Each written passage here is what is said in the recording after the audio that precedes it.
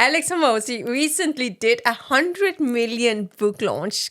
Can we learn something from that? Absolutely. And even if you're not on Alex's level, there is so much gold that we can dig out of what he did when he launched $100 million money models.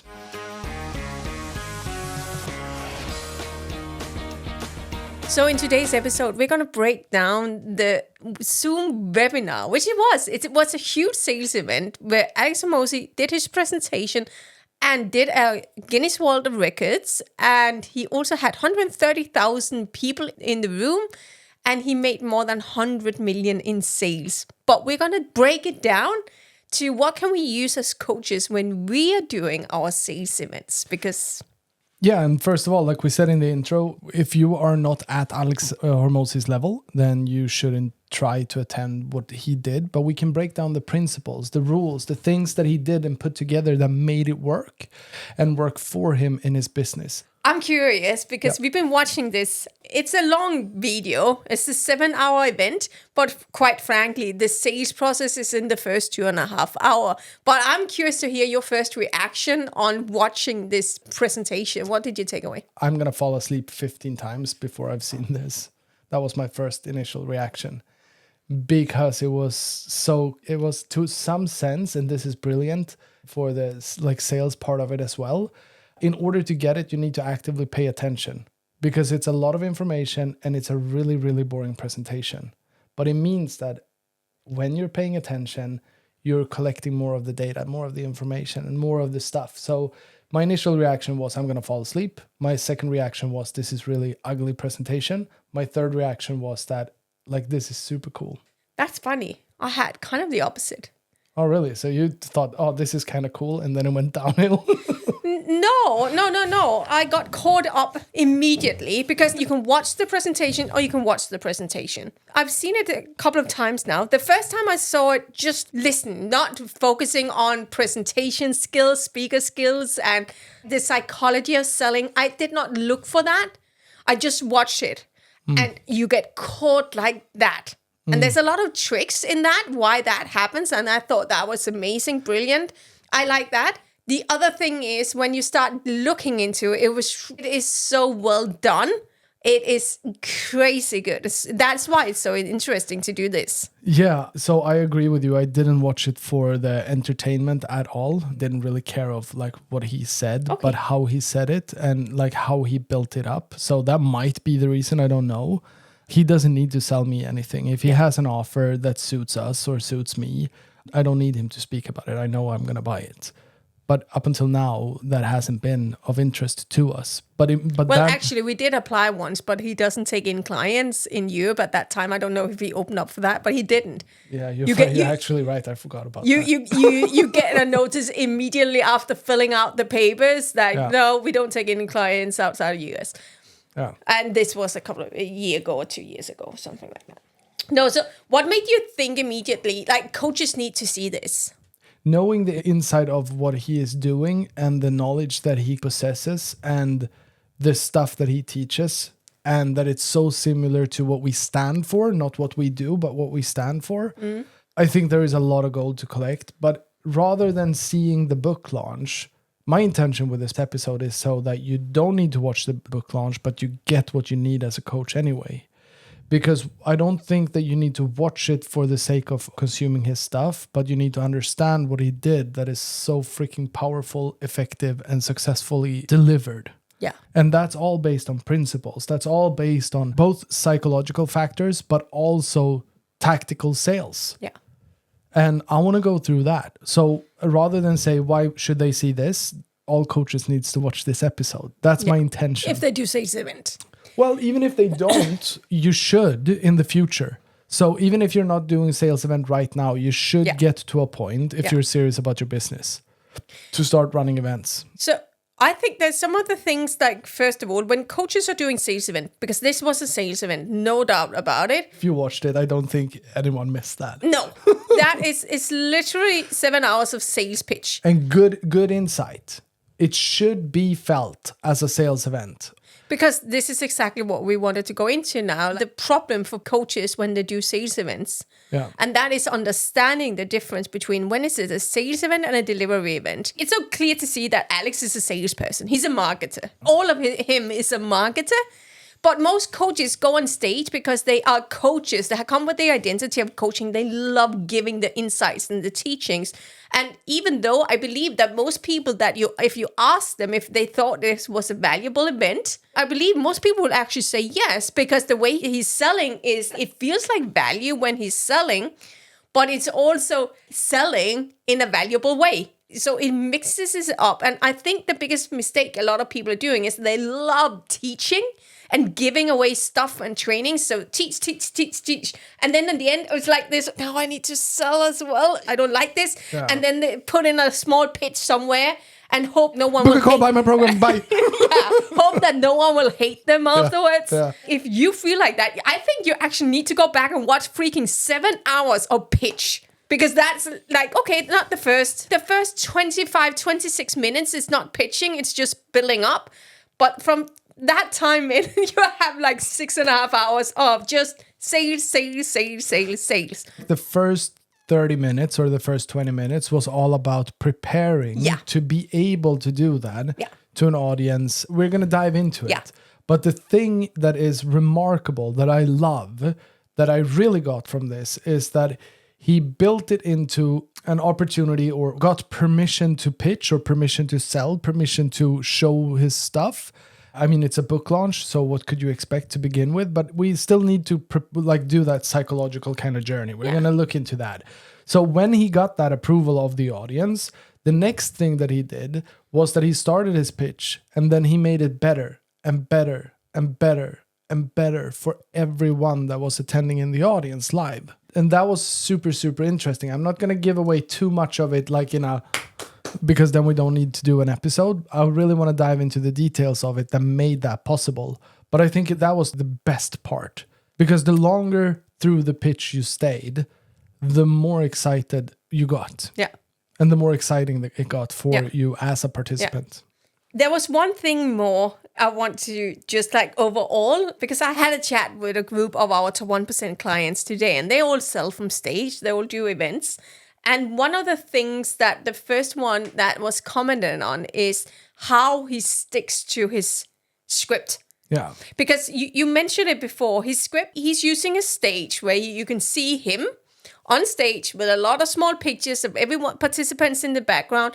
The first 2.5 hours, which is the main pitch time, he only got out of that 2 pictures in the frame at one point, and that was when he was doing the emotional mission takeaway. And then he read from a letter instead. Yeah, he took a piece of paper. Yeah. And I love it. It was brilliant. It's brilliant. It's cheesy and brilliant at the same time because it works. But he had both screens on. So the one thing I want to really get out of that is you said the presentation was not beautiful, but he literally said every single word on it. Yes. It was very easy to read, and he did not wing it. No. And I think that's what happens to a lot of coaches when they get nervous or when they get excited, when they're not prepared. They start winging because, I know my stuff. Yeah. And they start winging. And what happens when you start winging is that you teach what you're most comfortable about. And it's probably not the sales. It's probably everything teaching. And you lose structure. You lose the structure, the build-up, the progress. Yes, you can add small stuff for the sensation of what you like to be in the room, but then you need to structure so that you can give yourself that space, and you need to show how to get back on track with what you're about to say.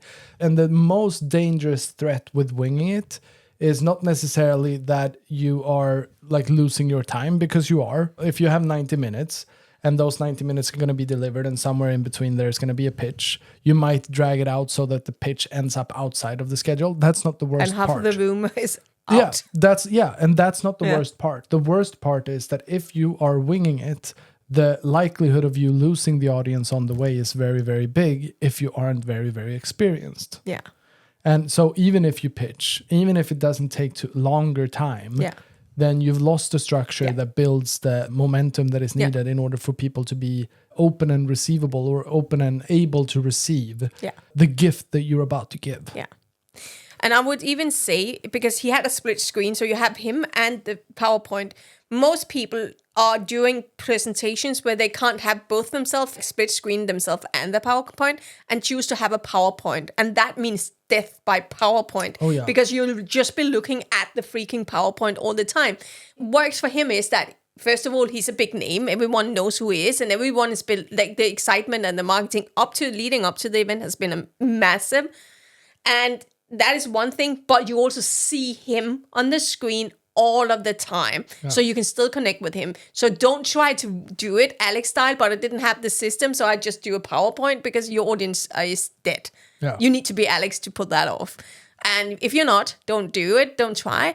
That was an important thing.